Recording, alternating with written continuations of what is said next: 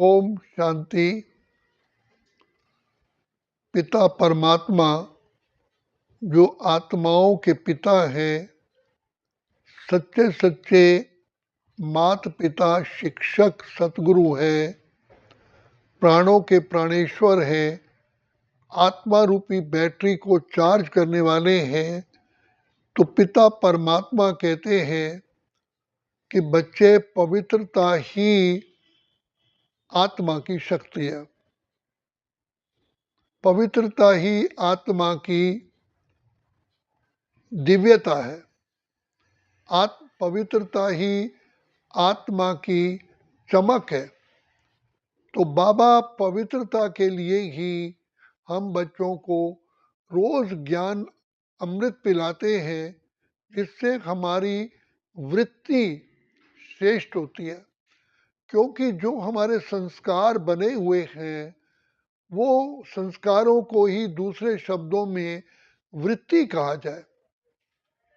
संस्कार के कारण ही हमारे मन में वो विचार उत्पन्न होते हैं।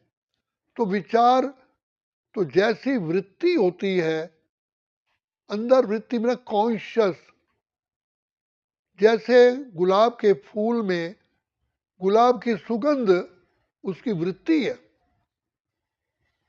ऐसे हम आत्माओं की जो ओरिजिनल वृत्ति है वो पवित्रता है।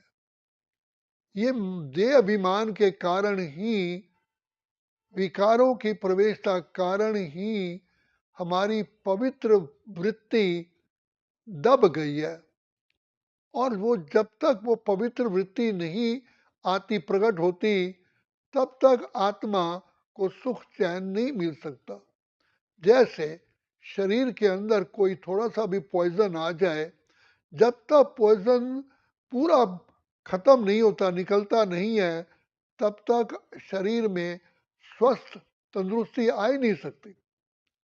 ब्रेन तक भी उस इम्प्योरिटी का इफेक्ट होता है, क्योंकि ब्रेन में जैसा ब्लड जाएगा वैसे ही तो ब्रेन वर्क करेगा।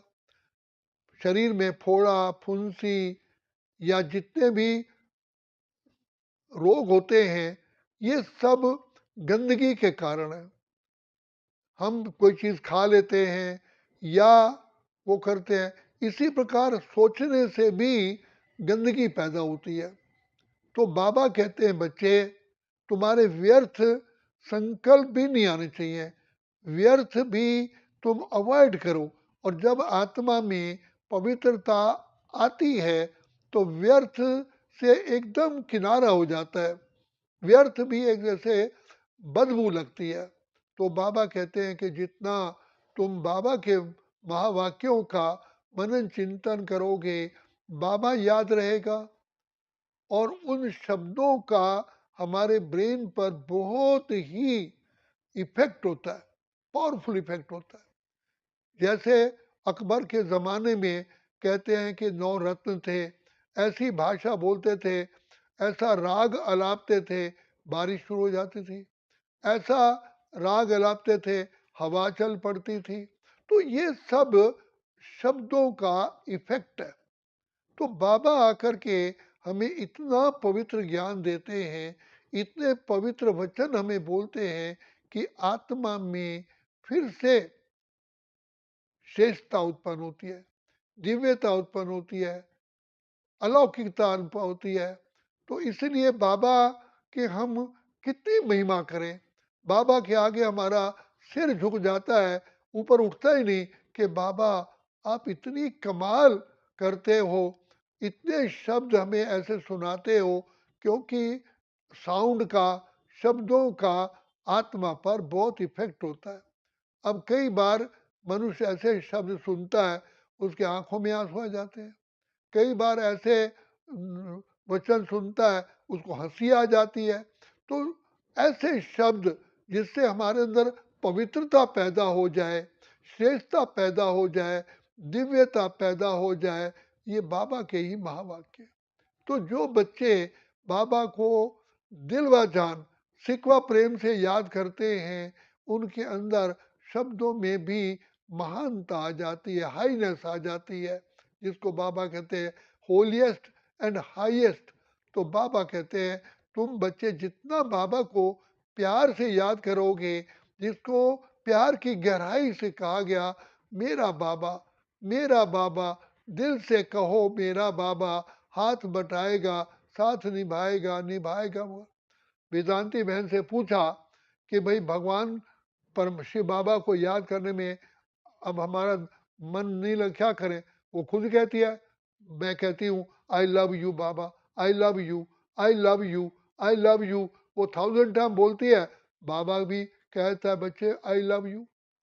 क्योंकि जो दिल से सच्चाई से कही हुई बात होती है, परमात्मा सत्य है, सच्ची बात पर आत्मा पर एवरलास्टिंग उस पर प्रभाव पड़ता है।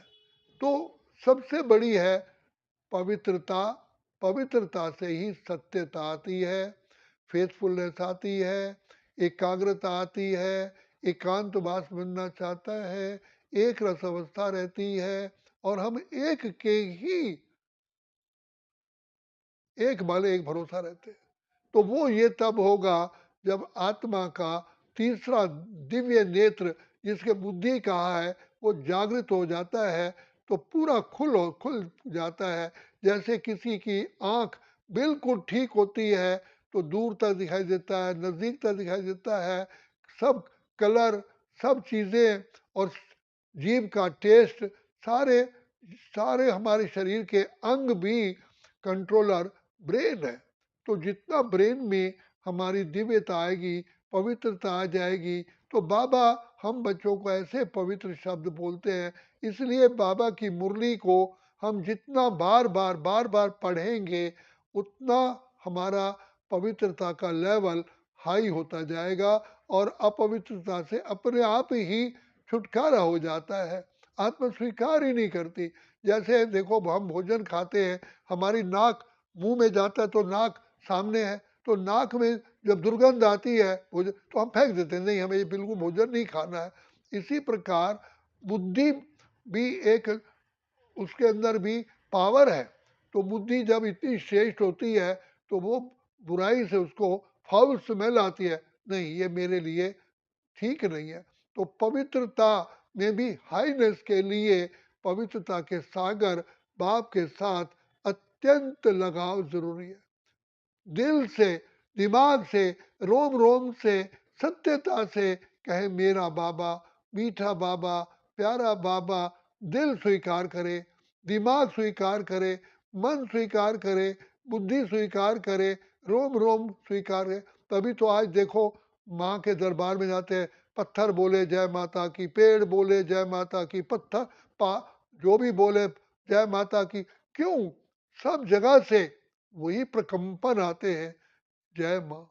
इसी प्रकार हमारे रोम रोम से प्रकृति भी बोले, क्योंकि जो आत्मा, जैसे विचार होते हैं, जैसे शब्द होते हैं, प्रकृति पर भी इफेक्ट होता है। तो इसलिए बाबा कहते हैं बच्चे, man is the maker of the his destiny. उसका अपने घर को, वाइब्रेशन को बनाने वाले हम आत्मा है। तो जब पवित्र वचन बोलते हैं तो सबसे बाबा के वचन ही, बाबा के महावाक्य ही सबसे पवित्र से पवित्र है। इसलिए हमें बाबा के शब्दों को ही नोट करना है, जो मातेश्वरी माँ ने बोले, कितने मीठे से मीठे मीठे शब्द बोले बाबा के। तो इसलिए बाबा कहते हैं, बाबा जो है ज्ञान का सागर, प्रेम का सागर, आनंद का सागर, सुख का सागर, पवित्रता का सागर। अगर बाबा समान बनना है तो बाबा को कॉपी करो, और कोई विधि नहीं है, कॉपी बाबा। बाबा कैसे बोलते हैं, कैसे चलते हैं, कैसे उनकी दृष्टि है, कितना आचार विचार व्यवहार, बाबा के तो सारा जगत ही अपना है, सारे जगत के आत्माएं उनके बच्चे हैं। बाबा तो कई बार चिड़ियों को भी कहते थे बच्चियां शोर करती हैं। तो बाबा के दिल में, दिमाग में सारा संसार वो रहता है।